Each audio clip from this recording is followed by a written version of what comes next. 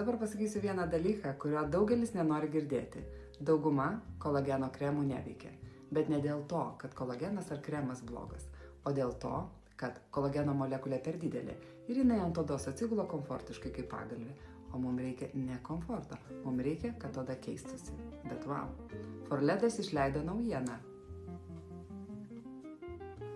CLG kremą su fermentuotu, hidrolizuotu kolagenu iš lucianinių žuvų, kurį mes nuostabiai esame išmokę gerti.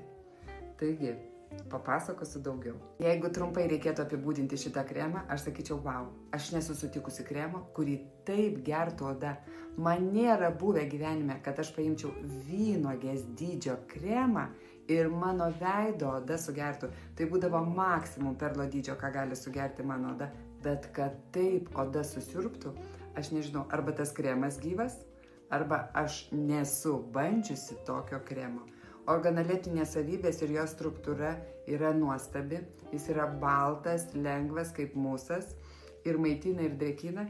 Neturi jokio kvapo, absoliučiai.